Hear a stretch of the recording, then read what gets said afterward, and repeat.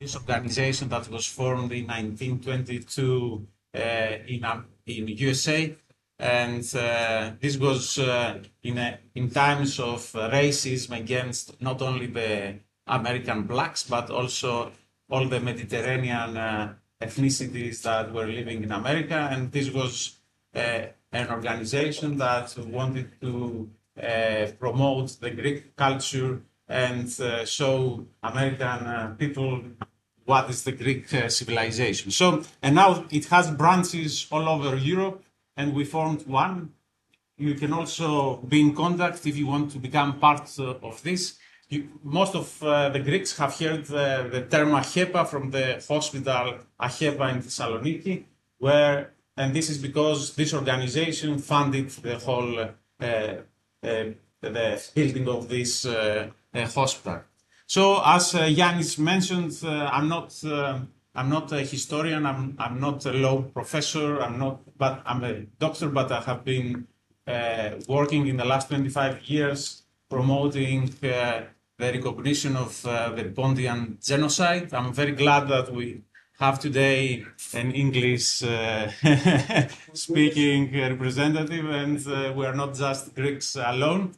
We want to see more people coming in our lectures about Greek civilization. So the topic today will be, the first part of the presentation will be the historic origins of the Pontian Greeks, because I believe in our generation and older generations we never thought about what is Pontus, what are the Greeks outside today's Greece, and subsequently, because we are not only care about the past, we will see where Greece is now, the allegories with the past. So, because history repeats as a tragedy, and we don't want to see the same history happening again. So, this is Pontos.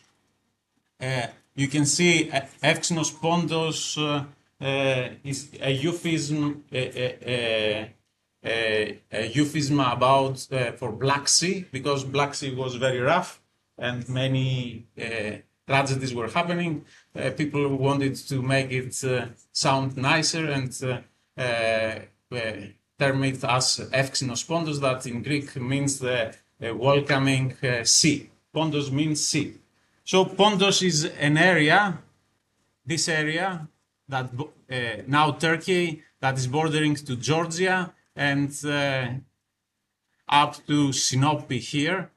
It is a very narrow piece of land that on the back has very tall mountains, up to 4,000 meters, are called the Pontic Alps.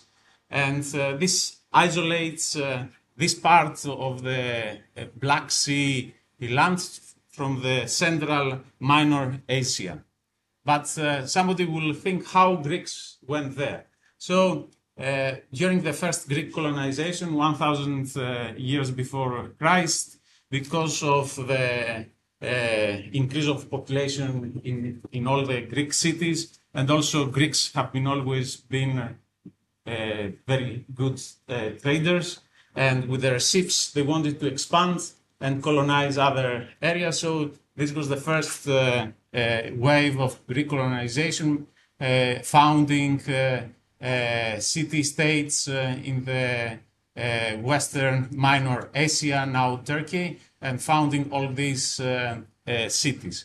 And after that, Miletos, all these cities expanded further, creating further colonies all around Mediterranean Sea and all around Black Sea.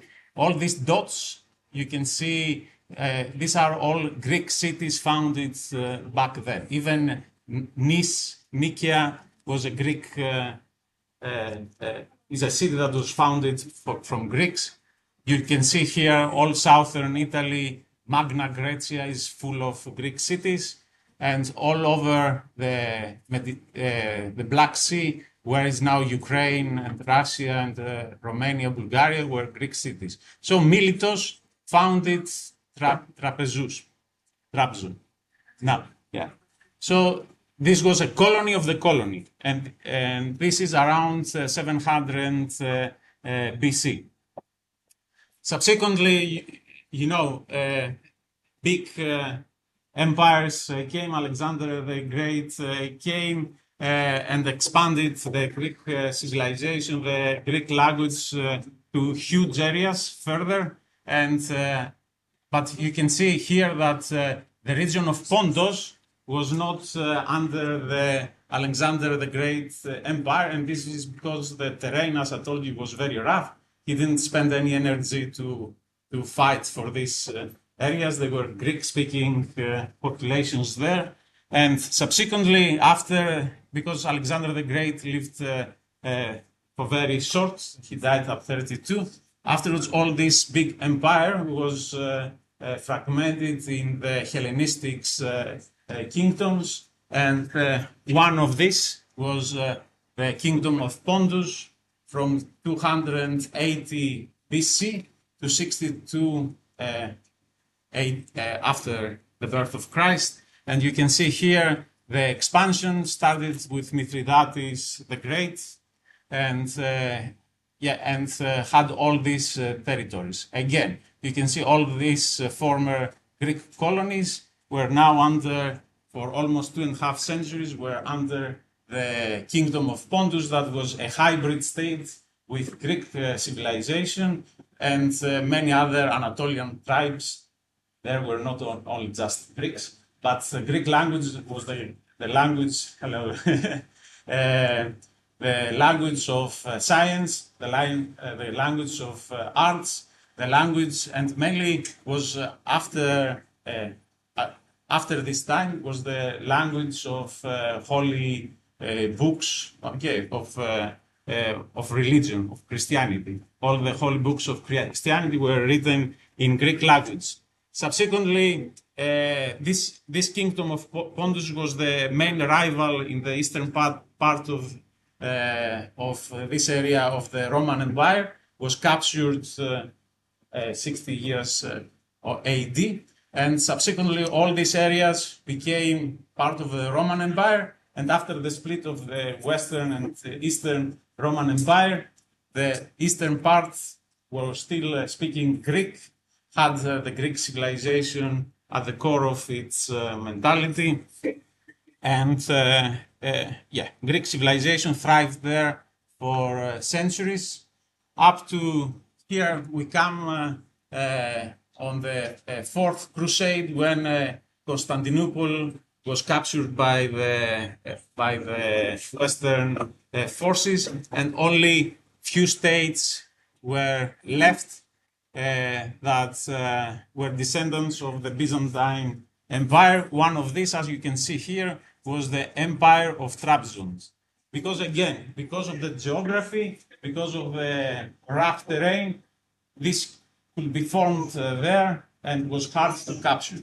And as you can see, this was a unique entity, a separate entity for another 250 years. Now we jump very quickly from century to century, but imagine that 200 years is the existence of modern Greece. Okay, and this state existed there for 2.5 centuries, and actually Trabzon was the capital of this entity, was captured after the official fall of Constantinople at 1453.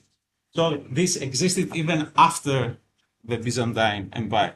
So why I'm telling you? Because this all form an identity, and this is why also many people think why Pontians are so strong about their origin, about their form organization, and this is maybe part of this cause.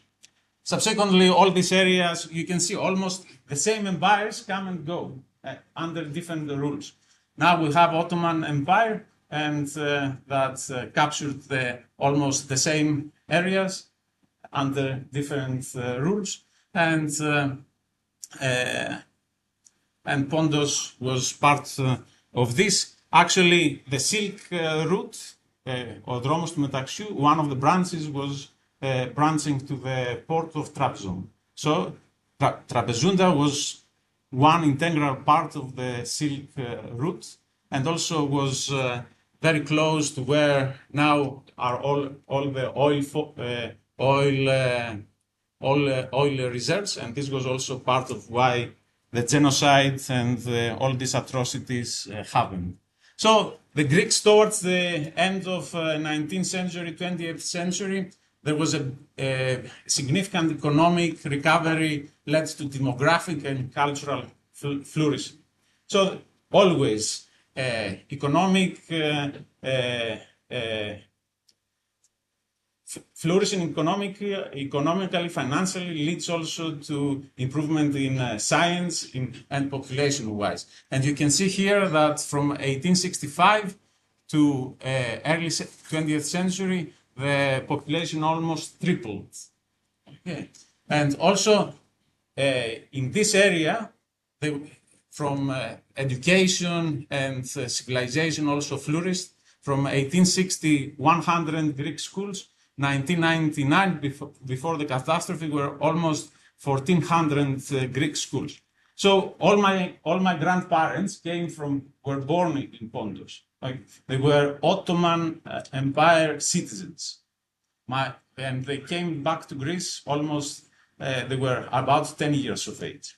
And all of them were going to a Greek school. Even at my father's parents were going to a Greek school at 800 meters in a small village on the mountains, and both boys and girls. When in Greece mainland, girls were not going to school even in 1960. Okay, so this is just an indicator of the level of the civilization that was established there. And here is some monuments. Here you can see το φροντιστήριο της Τραπεζούντας that was built by the Greeks. It was just, here is the sea. Now sea is almost 1 kilometer further. In 1900, there was central heating on this building. And this was like a university for this era. All the graduates from Distillery Trapezoudas, subsequently they could be able to become teachers and were also admitted to universities in Athens, in Europe. So here you can see the opera of Trabzon at this era. So in Trabzon in 1900, in 1900 there was an opera. Can we ask questions? Yes, we can make it interactive. I have always been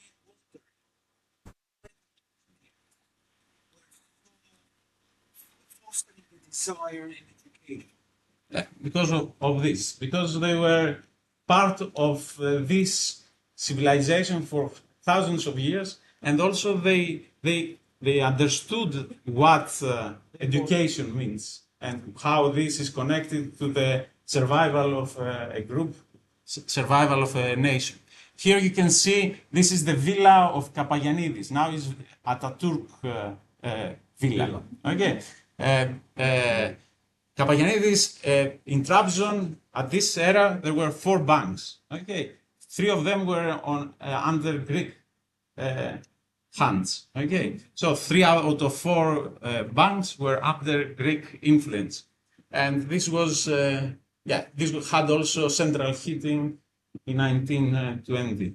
And here you see one of the oldest monasteries in Christianity, Panagia Soumela, as it is hanging there in the rocks of Mela mountain. The photo cannot tell you how amazing is this monastery. And you have to think that in Minor Asia, where is Turkey now, most of saints in Christianity come from this area. Okay, Saint Basil, ο Άγιος Βασίλειος ήταν από τον Pontic. Okay. And this is one of the three big monasteries in the area of where my grandparents came from. But subsequently, in 1910, the new Turks came. You can see here Kemal Atatürk, and Kemalism came as the empires were collapsing and nation states were coming into, they're appearing out of empires. So the Turkish nationalism also flourished. Part of this new Turks movement were also initially, in the initial years, they were also Greeks, because they were hoping that after dismantling the empire and the Sultan will bring for them better conditions. And so one of these six arrows are the six pillars of New Turks movement. One of these is nationalism, and the motto subsequently that is taught until now in the Turkish schools is how happy is the one who calls themselves a Turk. Okay, so everybody, all the ethnic groups in Turkey are now happy to be called Turks. Okay, but subsequently this turned in a different way, that because they knew that religion is also dividing, so they went against Christian populations in Turkey, and for this reason, for 10 years there were all these events of that today we think we fight for the recognition is the genocide of the Greeks of Pontus, that refers to the massacres and deportations carried out against Greek population in this area from 1940 to 1923. And there were two phases. One during the beginning of World War I, that Russia came, almost occupied half of what is Pontus today.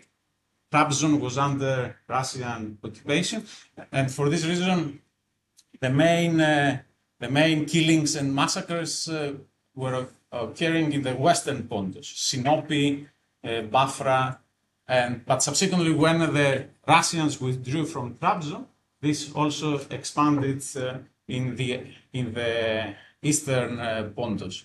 And in 1999, Mustafa Kemal is landing in Samsun, and the killing and all these events accelerated.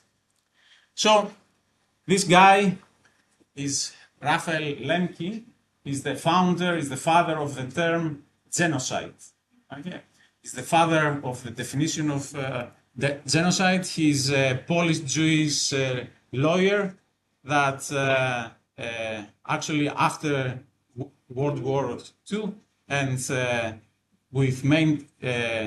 based mainly on the Jewish cause of the Jewish genocide by the Germans, and established in the United Nations the term genocide and make it like international law. But nothing happens in 1 year. All these terms and all these definitions were discussed for almost 20 years in conferences until the world was convinced that this was worth defining, this type of crime. And the actual thoughts about creating this kind of crime came from, and this was, you can find this in his books, was the Armenian and the Greek genocide. This was why he started thinking, is there such a crime that is called genocide? Okay. So, and finally, under international law, genocide is the intention to destroy a certain group, not because they have done something wrong, but for what they are.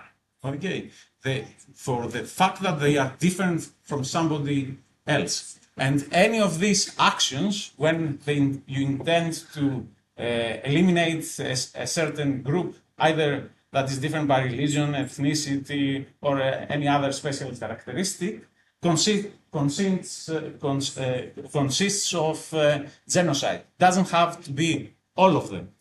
Okay, killing members of the group, and this is the most people think this is what is genocide, but no, this is not just this. It is causing serious bodily or mental harm to members of the group. This can also destroy. If I destroy your mental health, you are not anymore any person. Deliberately inflicting conditions of life calculated to bring about the group's physical destruction in whole or in part. So if I expose you to very rough conditions and you die, this consists also of genocide. Imposing measures intended to prevent births within the group, so the group actually dies naturally. Forcibly transferring children of the group to another group. This is what is called now cultural genocide. Okay, when you lose your identity and you lose your specific characteristics and you become something else. Okay, you may know still today there are, because the population exchange in 1922 was based on religion. So there were Greek-speaking Muslims that they still are living in the same areas. Last January, I went to my homeland, okay, in Trapezuta, and I was speaking Pontian with them. I was dancing with them. We were eating together. We were celebrating together. And Muslims, Greek-speaking Muslims from my area in Kozani and Revena went to Turkey. They are still speaking like all these. They are speaking the Γρεβενιώτικη και Κοζανίτικη με προφορά. Τι φτιάνεις, καλά είμαι και τέτοια. Okay. Όταν έρχονται, when they come back to Greece to see, as I go there in Turkey to see their villages in Kozani and Grevena, they are speaking like that. Τι φτιάνεις, καλά είμαι. Το definition genocide δεν είναι γενοκτονία. It is a Greek genocide. Genos means your root. Okay. Yeah. And side is the Latin word for killing. So, and in Pontian, in the Pontian example, each of these 5 points are valid. Okay, killing members of the groups. So, but here you can see Amasya, the tombs of Mithridates from the kingdom of Pontus, and where the massive killings of all the educated and prominent Greek people happened. Okay, there were the big trials where Turks, because of they were afraid that these Greeks will fight the Turks and they will lose, so they were charged them and they hanged them or executed them. There you can see a football team called Pontos that they were from Merzifunda, a city very close to Amasya, and they were all charged and executed because of who they were. There were thousands and thousands of victims, either by killing or by other means that we will describe, causing serious bodily or mental harm to members of the group. Here you can see αμελέτα ταμπουρού. Αμελέτα ταμπουρού is τάγματα εργασίας. So the Greeks, because they were afraid, they were not giving them weapons when they were joining army. They were just a labor force for the army to open roads, to facilitate the army's capabilities, but they were exposed to very harsh conditions and they were dying there. Actually, my great-grandfather died this way. He went to Ameleta Buru and never came back because he died from the poor conditions that they were living. Because they were not fed well, they didn't have good shelter, they didn't have medical care, and finally they were eliminated. Here you can see another deliberately inflicting conditions of life intended to bring about physical destruction. There were many, and there were many. So Turks were taking whole villages, and they were there was many displacements. So they were taking whole villages, and they were telling them go to Kars. Okay, Kars is in the. This is why so many. It used to be around the Russian. Yes. So, but in this terrain, 4,000 meters, okay, going through the mountains, the middle of Minor Asia is a desert, actually. Okay, and you can see here is a desert. Okay, when you go through either cold or crumbling heat, you can easily, and you are not given food or water, you can easily die. And this is why Kotidis was a professor of history in the University of Vienna, and it was one of the first that influenced and inspired for this movement of the recognition of Pontic genocide. And he described this way of dying, Auschwitz and Roi. We all know what happened in Auschwitz.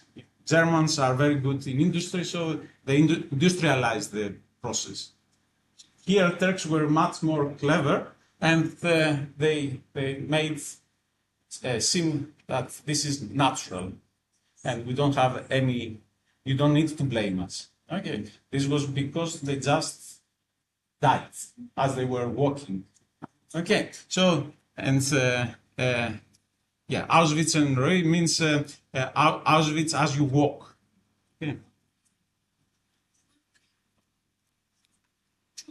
Yes. Yeah. Leading to. Yes. Yes. And measures intended to prevent births within the group. We know that in Western Pontus, this was there were mass rapes, murder of pregnant women, and violent seizure of children from their families and transfers to Turkish families. One of my grandmother's brother, actually stayed in Turkey, so I may have still cousins in Turkey, and this was because he was all the Turkish friends there. He was older than my grandmother. They scared him that you will die on the way to, as it was true. Okay, you will die on the way to the port, or they will attack you, they will kill you, you will fall ill on the ship, and just stay here, and we will give your land. And so my great grandparents went 3 times to take him back, and he was fleeing their own parents. Okay, and finally stayed there. We tried afterwards for 20 years to find him through Red Cross movements, never found him. But the first time that I went to Pontos, I think 2003, my grandmother was still living there, and for one week she didn't even sleep because she was still hoping at her 80s that I will find her brother. Okay, so you can see the lasting effects of these events that happened 100 years ago. And forcible transfer of children to another group, we also know παιδομάζωμα, and what is it? For the time's sake, I will move on. So, the genocide of the Pontic Greeks and the Christians of Asia Minor didn't happen. It is not like one killing, one day we killed 100,000 people. It occurred over a long period, over at least 10 years. It was, we have to know that this was the product of German planning and Turkish execution. And there are documents that back up this.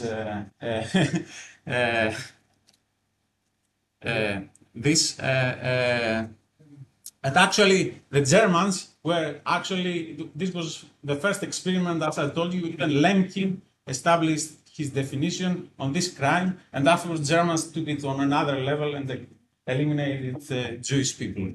And it occurred before the concept of genocide existed. And for this reason, Turkey still denies this crime. They mentioned that at this point, this law didn't exist. How can we be charged for this law? But Turkey is actually built on this racism. Okay, the Kemalism is the foundation is on this. When you deny this and you actually continue to base your entity, your state on these values, you continue. You continue, and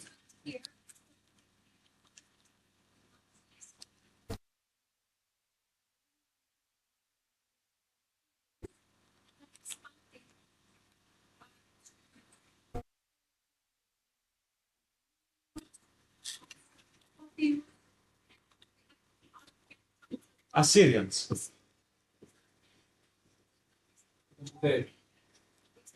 Yes. Yes. So you can see there is a continuity. When you leave these ideas unchallenged, they can spread and flourish. So the genocide had the centralized political planning and intent awareness, and it was not just reckless or negligence.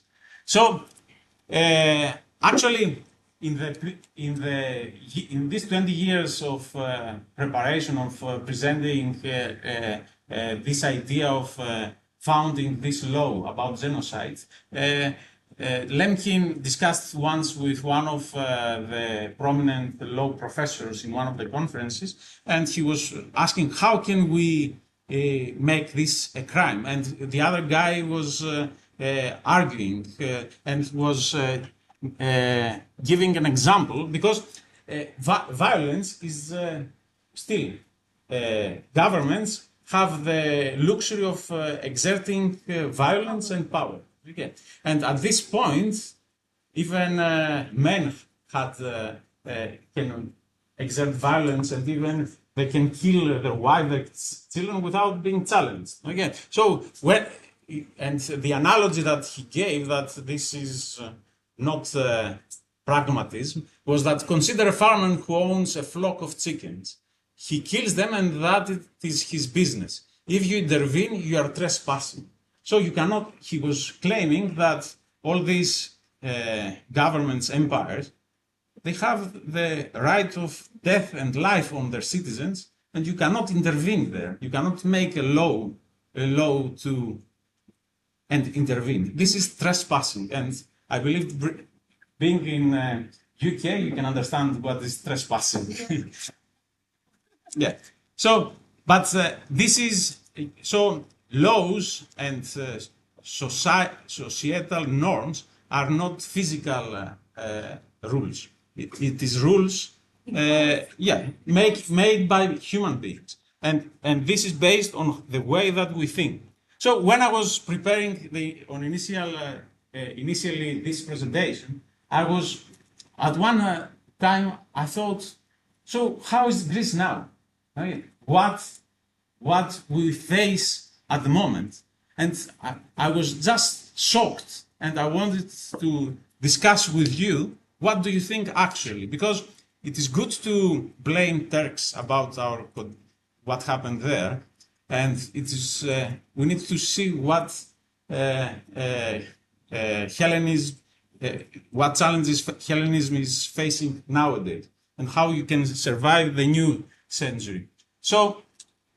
But when you want to challenge this, the main hurdles are realism, be pragmatic, cynicism, hypocrisy, double standards, and even silence. Silence sometimes is just, you may silence and you leave things to happen.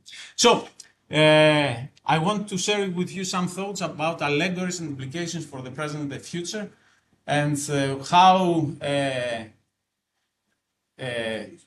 events of physical destruction then and demographic decline now are similar, and what lessons we can learn. So this is a paper in BMJ, one of the more prominent medical journals, where they say that the economic austerity in Greece has led to increase of suicides. So now we have the first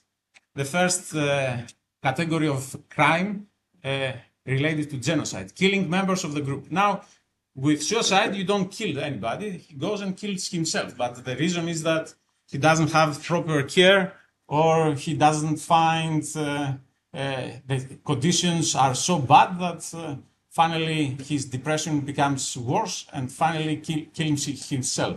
And we can see here how unemployment rate in Greece is associated with increase of suicides in Greece.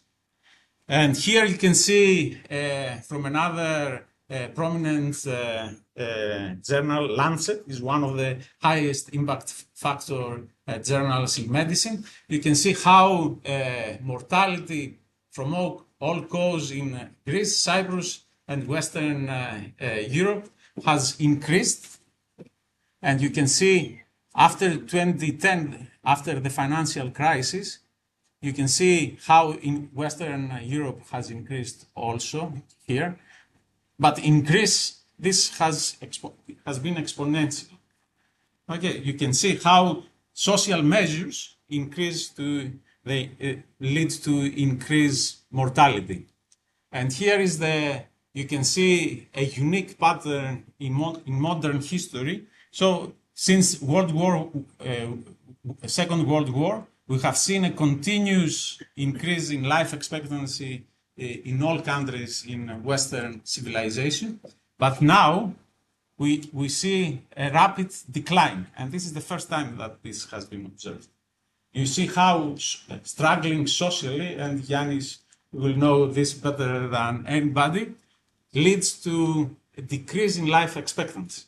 When medicine, actually medicine gives you still better treatments, better equipment, but what changes is all the other social determinants of health. Yeah? That's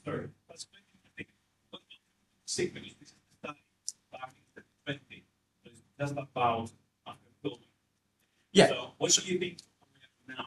Yeah. So now it is even worse. Okay. This continues to decline. The main thing is, Yanis may know better than me, that life expectancy is very hard metric. And also it takes, if I change something now, if I start inducing something now, you're exposed to a harsh condition now, this will be replicated in numbers after 10, 20 years. Okay, it takes long. For example, I start smoking today. I'm not going to die tomorrow. I'm going to die earlier after 30 years. Okay, you are exposed to a toxic element. Okay, I'm not going to die now. I'm going to die earlier in 10, 20, 30 years. The fact that we can see this signal now, this means how strong is the signal. Okay. So, serious bodily or mental harm of members of groups. Here you can see 2015 from Independent that austerity measures leave millions of people without access to healthcare. Now situation is slightly better than 2015, and major depression or another peer-reviewed article telling you about how things are. Economic crisis is impacting mental health of the people. And here we go to the most important things. Okay, measures intended to prevent births within the group. Okay, these are the data now. We can see that these are the deaths, these are the births. Okay, so we are slowly declining, births are coming down, we are slowly losing our population without anybody actually killing us. But the same thing were claiming the Turks. When you go and you discuss on this big in the International Court of Justice, the Turkish say it was fine. It was social circumstances. The births declined. Okay, the people were dying on the roads there. But these were inflicted hard. Okay, we can think about what is going with all of these things. Okay, but now we are today. Okay. And this is the Guardian's some years ago, I think 2013. and forcible transfer of children to another group. What do you think? Okay. How many of us are here because we wanted cloudy weather? Okay. Because we were thinking, oh, sunlight in Greece is so harsh. Let's go to UK. Okay, and we are doing amazing work to keep the culture and civilization, but finally, after 1 or 2 generations, all our children will become something else. Okay, this is the cultural genocide, if you think in other terms. So this is migration of permanent residents and citizens in Greece. You can see from here on the peak of the financial crisis, thousands or hundreds of thousands. Now slightly better, but still on negative. And this is the projection of the Greek population over the next years. We reached 11 million, and now, yeah. If we don't do something, the inevitable is coming. So, and so in summary, I asked ChatGPT to summarize this. You can see that before crisis, births 120,000, now almost half. Deaths 100, now only elderly people stay in Greece. Fertility rate decreases, suicides increase, net migration still ongoing, and long-term decline for the population. So we can think, does a crime like this exist? Do we need to legislate something to prevent of this happening? And closing, in order to discuss further, because I believe many of you may argue with many things that I'm presenting today. This is me with my father just 16 years ago. This is my grandparents, my grandfather's house. There were houses in Pontic were 2 stories. On the lower ground, there were the place for the animals, and on the upper floor was for human. Now they turned it to a storeroom, but still they have animals, and these are also the Muslims, the Greek-speaking Muslims. So with the owner now, I can still speak our Pontic language. And this is the remainings of the outer yard of the Greek church of the village. And now, this is my mother and father, we are facing the cemetery.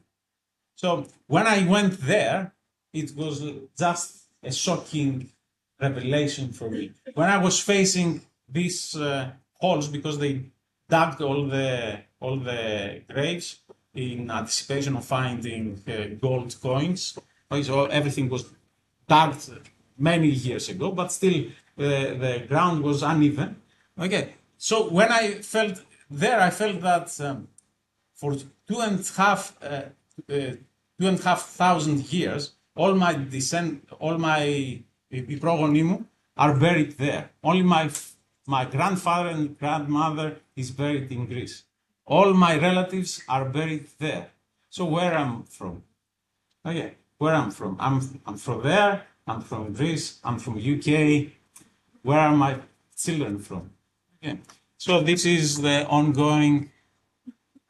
So, and here you can see me as a student fighting for the struggle in front of the Turkish consulate in Thessaloniki. And here is from an event in House of Lords 10 years ago, where we hosted an event for the Greek genocide that a lord of Jewish background helped us to host this event in the House of Lords. And this is space for collaboration in order to bring similar events and promote this cause. And I'm open for any discussion. And this is, I asked ChatGPT to take a summary of my presentation, and this is what ChatGPT